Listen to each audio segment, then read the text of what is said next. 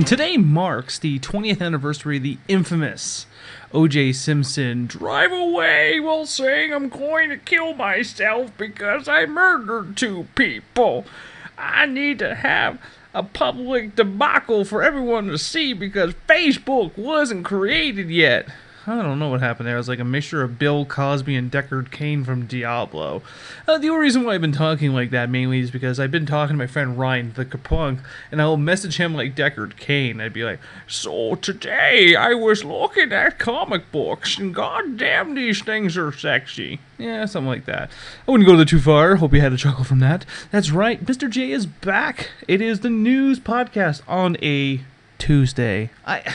Don't judge me. It's been busy. I can tell you the podcast yesterday, which was not on Sunday, was so tiring for me and Brian and Venom Bane on Twitter that I literally had to take a nap after. 3 hours of non-stop game footage. So I'll promise you a couple things. This week we have a bunch of podcasts lined up. We're going to have the top 10 games that impressed me and Brian the most.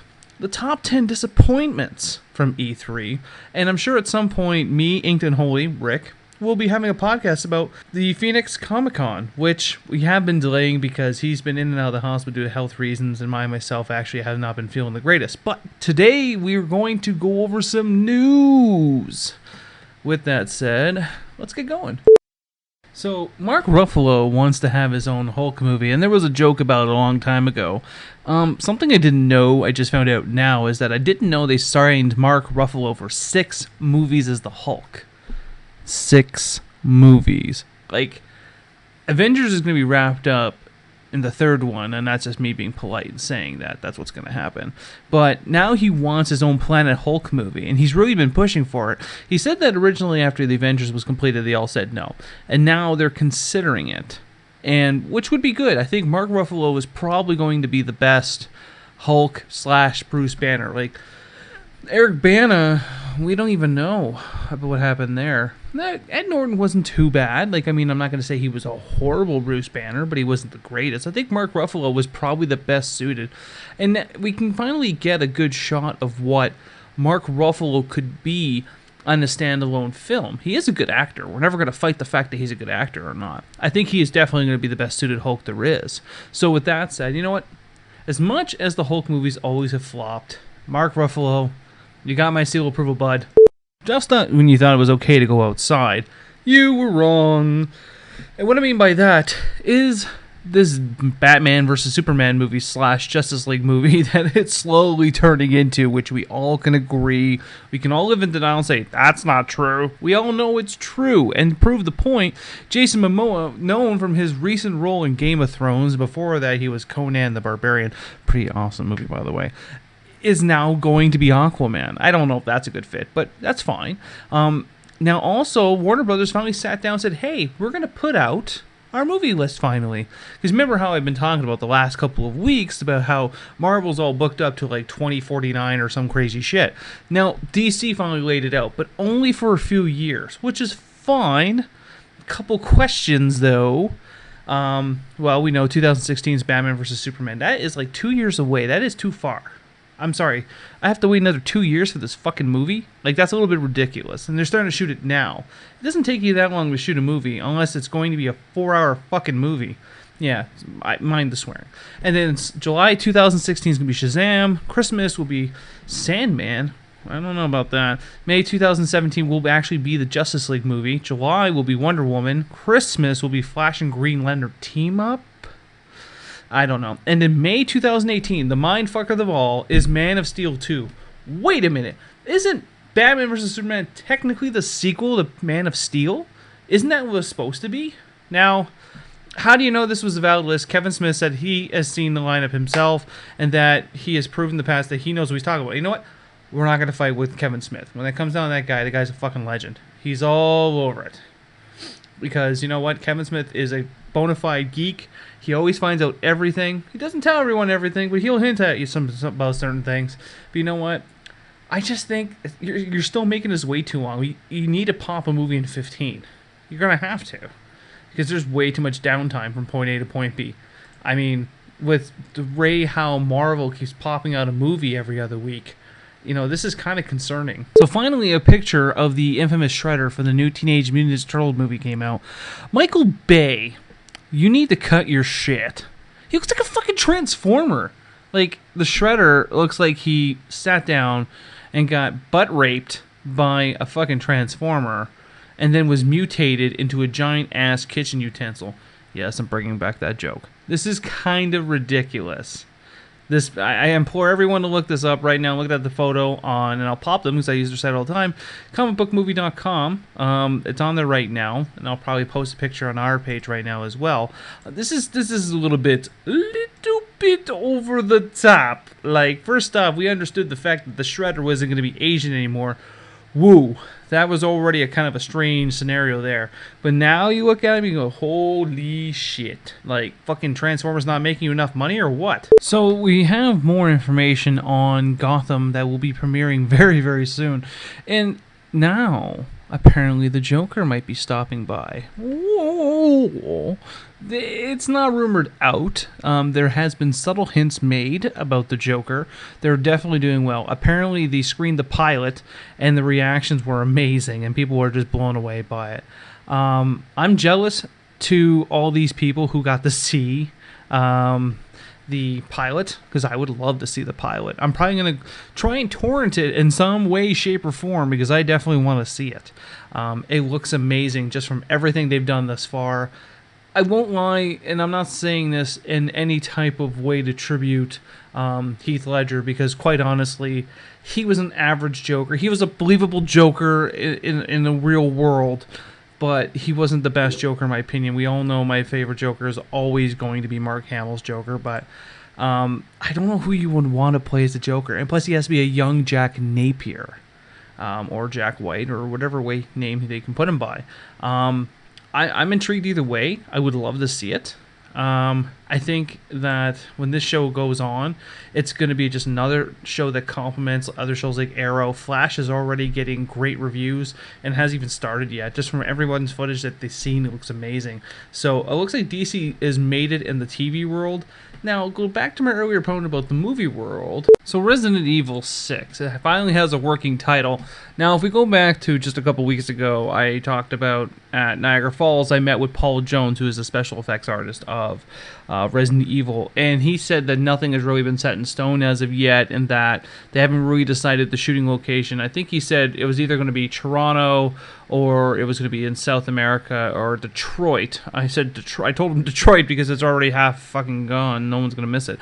And apparently, we finally have a name title called The Final Chapter. That's currently the one they have right now. They said it could change, but this is going to be another 3D movie, so bring forth your aspirin for the headache that you're going to get in the movie theater, because I tell you, I am not on board of the 3D movies. I just think it's another ripoff, but this is the last movie. Paul Anderson and Mila Jovovich has called it quits. They said this is the last one, and deep down inside, I'm kind of saying thank God. As much as I completely adore Mila Jovovich and think she's hot and I'd like to do unspeakable things to her, it doesn't change the fact that the franchise kind of got a little dry. And even in the last film, I'm a diehard Resident Evil fan, and so is Rainer. And what I can tell you is that I never finished the last Resident Evil movie because it got so fucking stupid, because they tried tying it back into the actual storyline from the video game, that I thought it was fucking redundant, and that I just couldn't bring myself to finish it. So I'm gonna hope it's gonna have an amazing ending, like the most of us will want, and that at the end of the day, we won't be disappointed in another Resident Evil film, and that actually turns out to be fine. But this is me holding my breath. Steven Spielberg, it wants back in. Just when you get out, they pull you back in. I know, it was a horrible Pacino. Wow. No, Steven Spielberg is going to be making 2 films over the next couple of years. He's going to make one in October 2015. Well, it'll be released at that time. It will be a untitled Cold War spy thriller Tom Hanks. That's actually pretty big, because as much as Spielberg has not been doing as much as he used to anyways, I guess we would say, it's nice to see him back. I still haven't seen Lincoln. Everyone keeps telling me how amazing that movie is. I have not seen it. I don't know if I'm going to see it. And then also he's making another film which would be released sometime in 2016 called The BFG. Now, for our Doom fans out there, it's not the big fucking gun. Sorry, Quake or Doom. I'm pretty sure it's in both. I can't remember. It's being written by an ET screenwriter called Melissa Matheson. Ooh. The story is about a big friendly giant who befriends a young orphan girl, so it's probably going to be CGI. Again. Listen. Spielberg, it's okay. You made a lot of good stuff in your time. It's okay to make another good film. I'm not going to tell anyone. I'm not going to be mad and be like, "Whoa, this is horseshit." Maybe you should actually start making something good. I'm not saying you don't make anything good, but you haven't made anything good recently, I guess I would say. Everyone talks about Lincoln, but I'm not biased to watch that kind of shit. I haven't seen a movie that blew my mind from you in I don't even know when. It's been that long. So maybe take a hint, dust off all that shit that you made over time, that you wrote down but never made, back preferably from the 80s when you were on fire. Make that.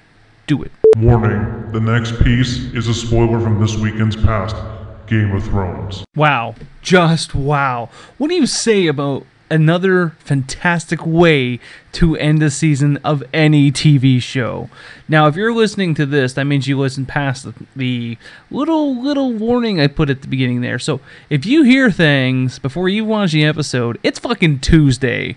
And that means it's been almost 72 hours since this aired. So if you haven't watched it and you're listening to this and you're about to be pissed off because I'm going to say something that ruins the final episode, fuck off.